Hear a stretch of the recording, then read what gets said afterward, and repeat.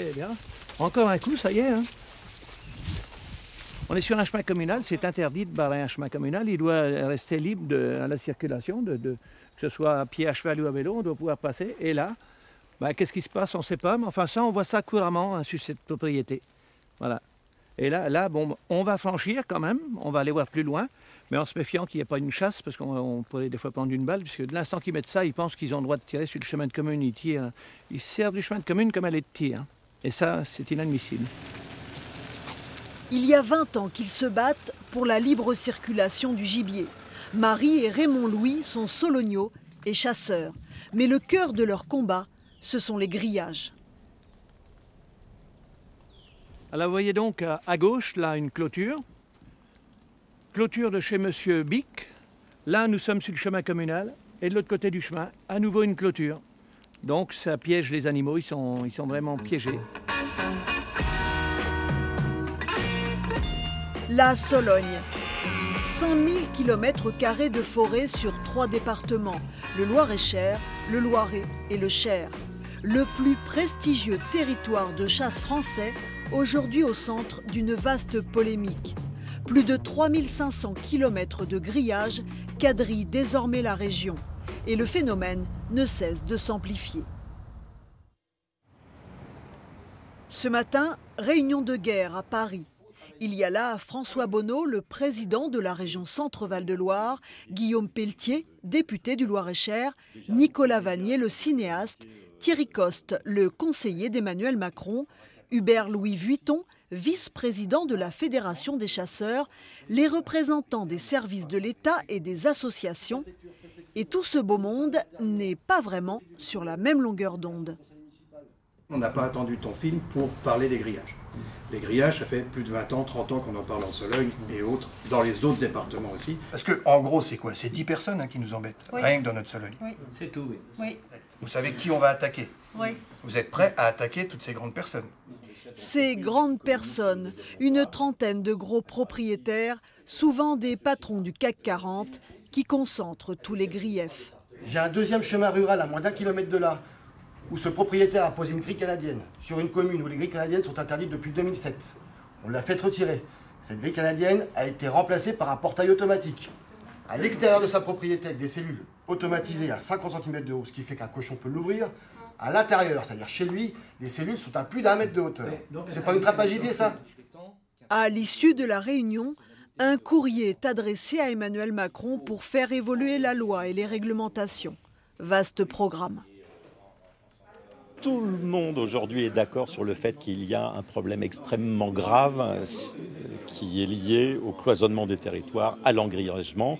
Donc, il faut qu'on rentre aujourd'hui dans les solutions à proposer, à envisager. Je veux une image positive pour la Sologne. Et nul n'a intérêt à vivre sur un territoire qui serait un territoire retranché. Ça n'est bon ni pour de très grands propriétaires, et la valeur de leurs biens et l'image de leurs biens et leur image personnelle, ni pour les habitants du quotidien que je soutiens complètement. Ça vient du haut. On va y arriver. On y arrive. C'est parfait. On y croit. Oui. C'est un très grand pas pour la Sologne. Nous, il y a 20 ans, avec l'association que nous nous battons, avec les Amis des Chemins de Sologne. Mais là, vraiment, c'est un grand pas. Non, moi je suis comme Raymond, je suis comme Marie, j'y crois. Voilà. C'est un grand pas pour la Sologne aujourd'hui qu'on vient de franchir. Ce dimanche matin, séjour de chasse dans le Loir-et-Cher, chez Xavier Gasselin. Il faut compter à peu près 1 heure pour mettre toutes les banderoles, les panneaux, chasse en cours, etc. Moi je trouve que c'est convivial, on passe du temps avec les copains, mettre les banderoles, c'est sympa. On se bat avec les nœuds. Chez Xavier, le gibier a toujours été libre. Question d'éducation. On n'a pas été élevé comme ça, non pas du tout. En fait, on a eu un voisin pendant des années qui débordait chez nous, qui venait avec ses chiens, qui chassait chez nous, etc. Et il n'a jamais, mon père, eu l'idée de mettre un grillage ou quoi que ce soit.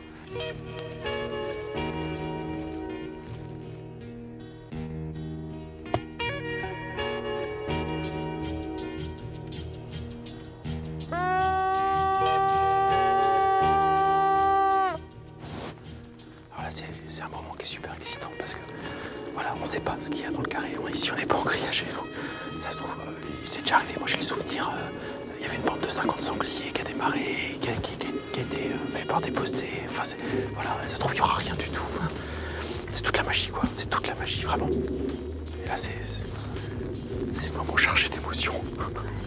On ne sait pas.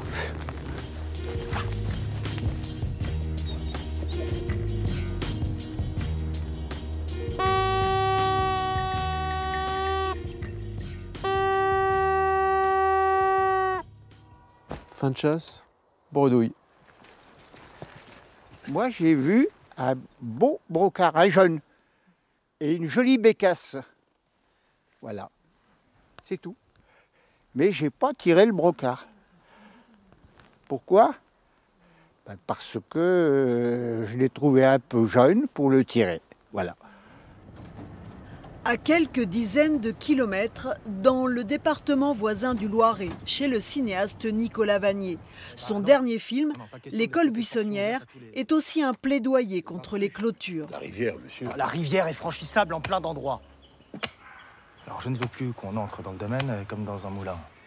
Hein, le mur d'enceinte doit en faire le tour complet. Avec son mur d'enceinte, vous savez ce que ça veut dire? C'est la mort. Pourquoi c'est grave, le mur? Parce que les grands animaux, que ce soit les sangliers, les chevreuils, les cerfs, ils ont besoin d'espace. À une saison, ils sont à un endroit, puis à une autre, ils se déplacent ailleurs. Et pour leur nourriture, mais pas seulement. J'ai grandi ici, derrière les bottes de mon grand-père.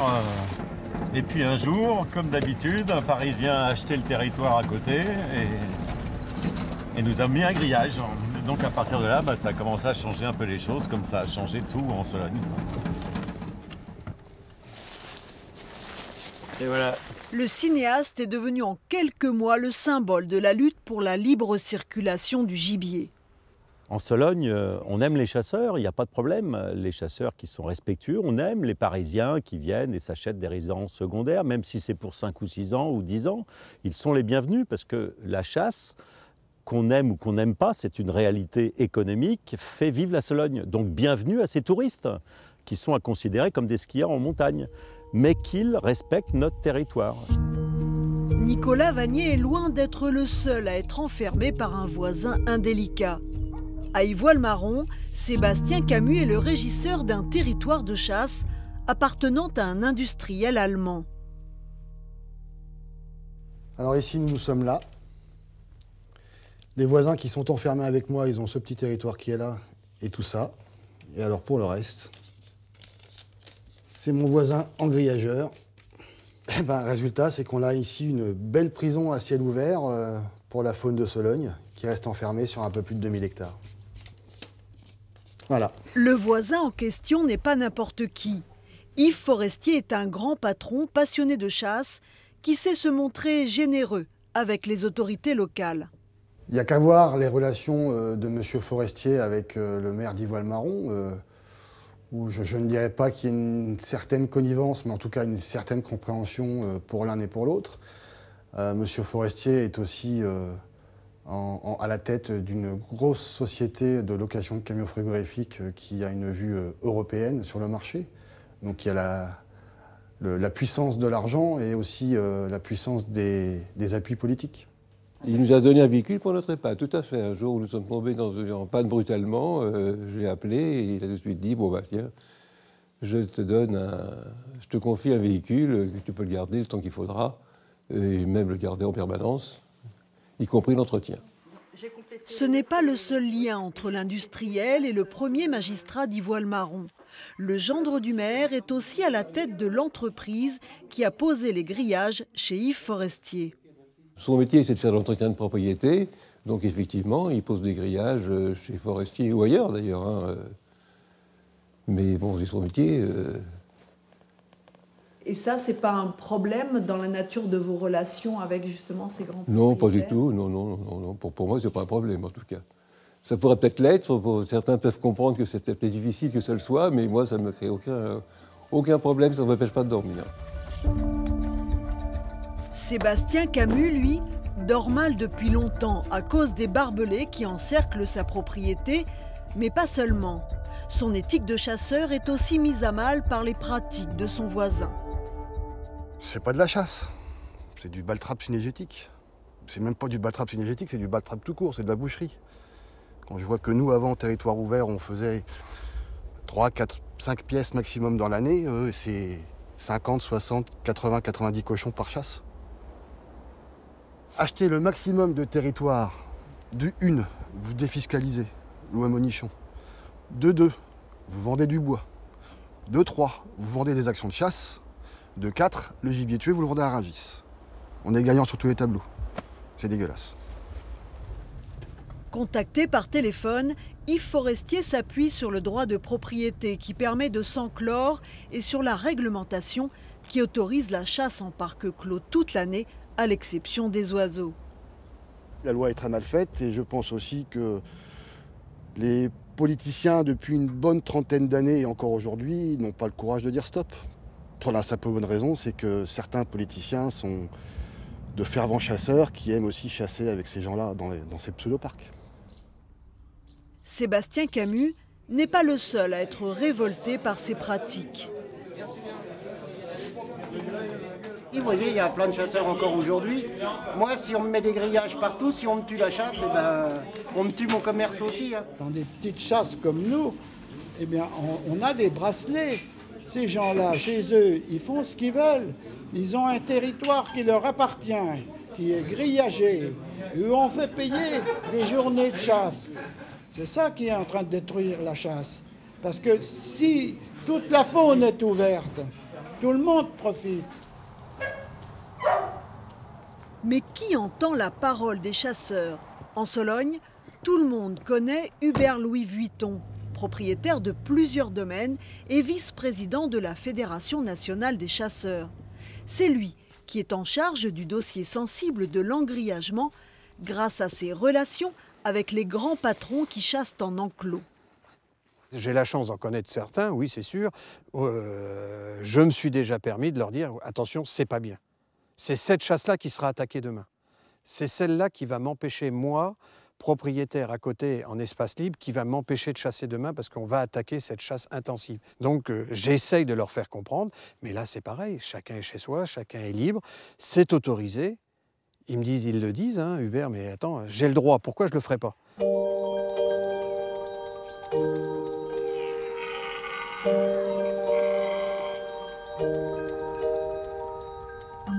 L'association Les Amis des Chemins de Sologne, fondée par Marie et Raymond, est le porte-drapeau des anti-engrillagements. Oui, tu as bien fait d'appeler monsieur le maire. Là, il faut qu'on le rencontre prochainement pour savoir un peu ce qu'on fait avec les engrillagements qu'il y a autour de chez lui. Tout ça, c'est pour faire des tableaux de chasse de plus en plus gros. Et comme mon voisin, il en a tué 100, moi, le prochain coup, je vais en tuer 120. Tous les animaux, comme ils sont tellement cloîtrés dans ces grillages, c'est sûr que là, ça fait du massacre quand ils passent à la ligne, oui. Et sans aucun respect, ils tirent même des laisses fuitées, même les petits sangliers, il n'y a aucun respect. Aucun respect de l'animal, ils ne vont même pas finir un animal qui est blessé. Ils ne sont pas regardants à dépenser 50, 100 000 euros s'il le faut pour poser une clôture, pour poser des grilles au sol. Mais non, on ne peut pas parler avec ces gens-là. Ils sont dans un autre monde. Un autre monde où toutes nos demandes d'interview sont restées sans réponse. Faire respecter la réglementation est un combat de tous les jours. Sur la commune de Villegenon, voici le chemin rural qui traverse la propriété de chasse d'un couple de Néerlandais. Là, c'est le pire exemple qu'il peut y avoir. Une barrière avec une grille derrière. Il faut savoir que ce chemin-là est un chemin qui est répertorié pour le pays Sancerre-Sologne. C'est un circuit équestre. Et donc, on ne peut pas du tout franchir. Cette barrière a été posée sur le chemin. Et voilà. Nous, avec nos chevaux, on ne peut plus passer là. C'est un chemin qui nous est privatisé, finalement. Tout ça au profit d'un propriétaire qui veut, pour son bien-être, il veut garder les animaux encore. Encore un qui emprisonne la nature. C'est inadmissible. Pourtant, le maire a bien signé il y a 17 ans une convention afin de laisser le libre passage des cavaliers, convention qu'il n'a jamais respectée. Moi, je considère que je ne suis pas dans l'illégalité, c'est tout.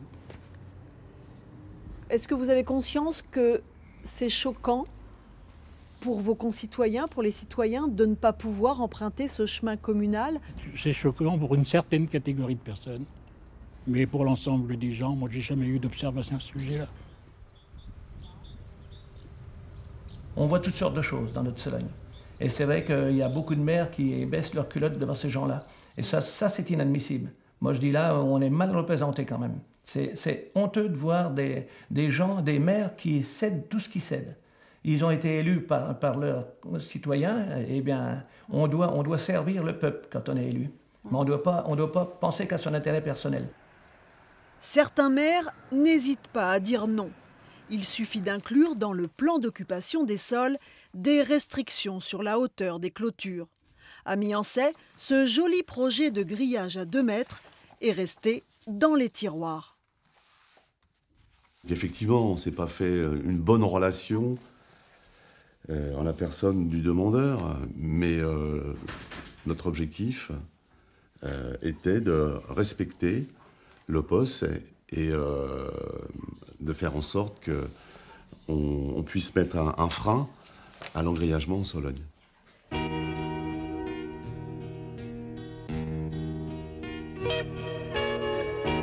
Interdire la chasse en parc clos, l'engrillagement et même le nourrissage artificiel du gibier, la Belgique l'a fait, en Wallonie. Et on a le bonheur de voir qu'ici, tout est ouvert. Oui. Et donc vous avez su bien gérer.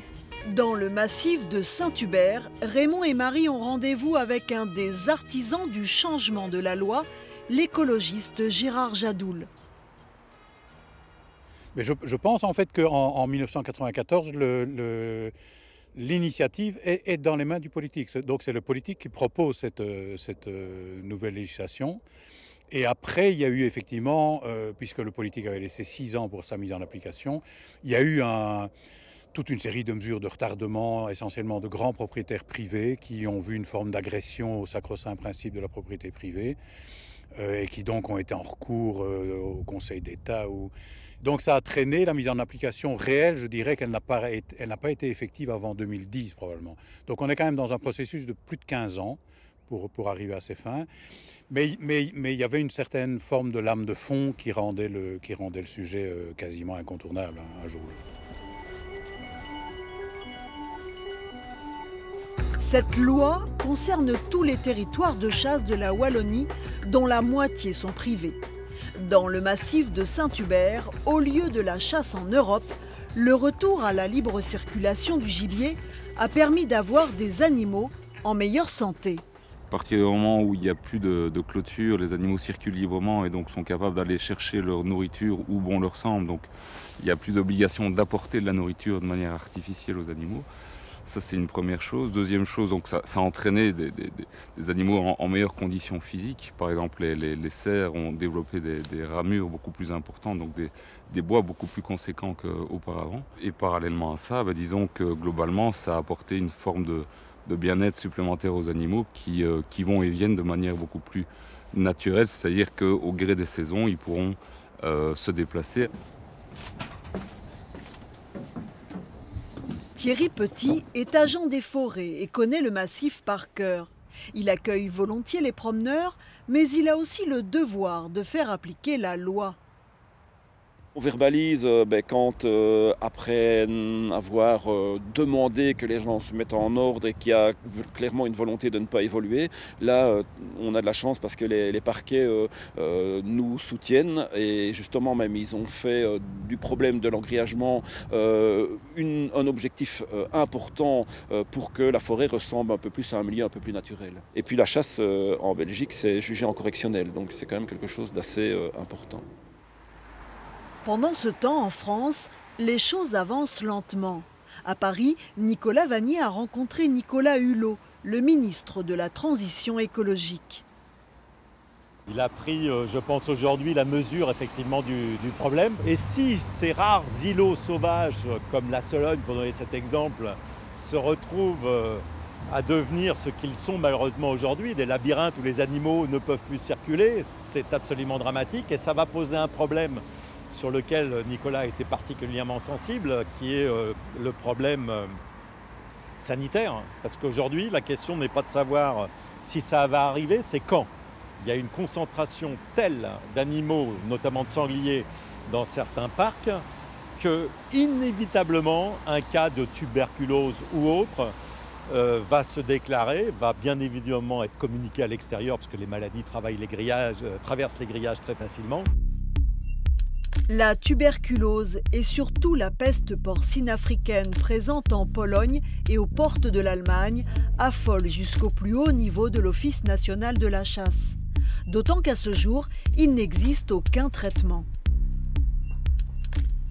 Le pire scénario, c'est celui-là. Donc, voir apparaître la peste porcine africaine dans un des parcs, ça veut dire que c'est une maladie qui se propage très très vite. Donc, on a vu dans tous les pays concernés, en Europe de l'Est, on a vu des propagations de la maladie qui étaient très rapides. Ça veut dire, en termes d'incidence, que la France serait considérée comme atteinte par la peste porcine africaine. Et on parle là des sangliers, mais c'est plutôt la filière porcine qui serait touchée. Et ça concerne des centaines de millions d'euros. Ça veut dire qu'on ne pourrait plus, les éleveurs de porcs français ne pourraient plus exporter de porcs à l'étranger. Donc ça serait économiquement une véritable catastrophe. Il est donc urgent de se réunir de nouveau. Élus locaux, associations et fonctionnaires concernés se retrouvent cette fois à Nain-sur-Beuvron, au cœur de la Sologne. Il faut aller quand même très vite, parce que là, on est vraiment au bord d'une catastrophe. Et quand il va y avoir la catastrophe, on va dire « Ah, si on avait su, il sera trop tard ». Proposer une perspective solide sur le plan juridique et fiable à l'horizon 10 ou 11 mois, c'est déjà une perspective extraordinaire. Interdire l'importation de sangliers de Pologne dans les territoires engrillagés, modifier la réglementation concernant la chasse en parc clos, le temps presse. La grogne monte et les élus locaux pensent encore convaincre les lobbies pro-grillage. Prétendre que je pourrais et nous pourrions ensemble, malgré notre bonne volonté, changer le monde des attitudes et mettre fin à tous les égoïsmes, non. Mais je crois, j'aime trop la Sologne, je connais très bien les Solognots, je crois qu'il existe une écrasante majorité, y compris des chasseurs, y compris des agriculteurs, y compris des propriétaires, pour trouver cet équilibre entre le légitime droit de propriété, qui est un droit fondamental et constitutionnel que nous défendons, et le devoir éthique et juridique de garantir une Sologne ouverte et attractive. C'est possible. Et quand il y a une force qui se lève, il est très compliqué, même aux puissants, de s'y opposer. Ça fait 20 ans qu'on en parle. Vu dans quelles conditions ils veulent rattaquer le dossier là actuellement, je pense que dans 20 ans on y sera encore. Il faut attaquer la loi pour arriver peut-être à une solution. Connaissant certaines personnes qui chassent dans ces lieux-là, la loi ne sera pas touchée, pas avant 20 ans de toute façon, même avec des ministres comme on a au jour d'aujourd'hui, voilà.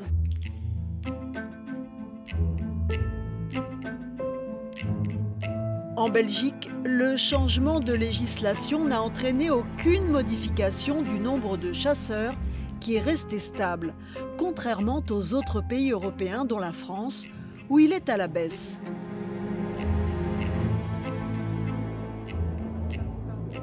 Une part minuscule du monde de la chasse a des comportements outranciers et inacceptables qui va faire en sorte que l'énorme majorité des chasseurs, qui est malheureusement une majorité silencieuse, va être précipitée dans le gouffre d'une non-acceptation par la société. Si c'est ça la chasse, alors on la refuse.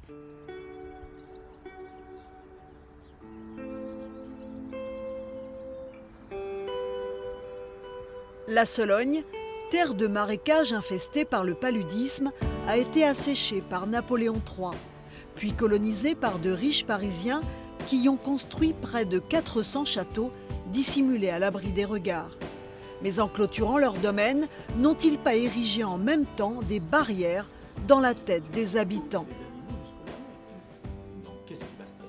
On a en Sologne une espèce de soumission comme ça, féodale, des grands propriétaires. C'est en train d'évoluer.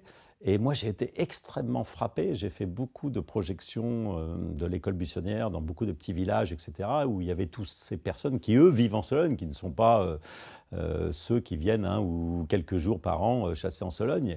Et lorsque j'évoquais cette problématique des engrillagements, c'était un soulèvement général, des salles entières qui se levaient pour applaudir et pour dire « oui, aidez-nous, faites quelque chose ». Et effectivement, très souvent, je leur ai dit « mais vous savez, vous êtes responsable aussi de cette situation, parce que vous avez laissé faire ».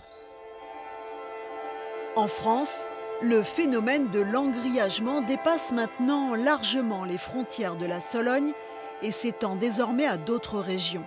Mais c'est ici que l'urgence d'une décision se fait le plus sentir. Notre Sologne est en train de mourir. Et là, il faut bien savoir qu'on est assis sur une bombe.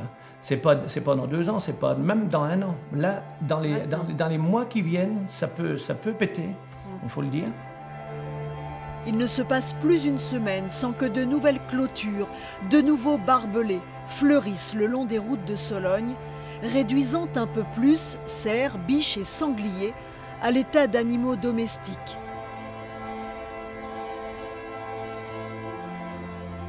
Un enfermement qui conduit à poser le problème éthique et moral d'une chasse où plus rien n'est respecté et où même le mot de chasse a perdu son sens.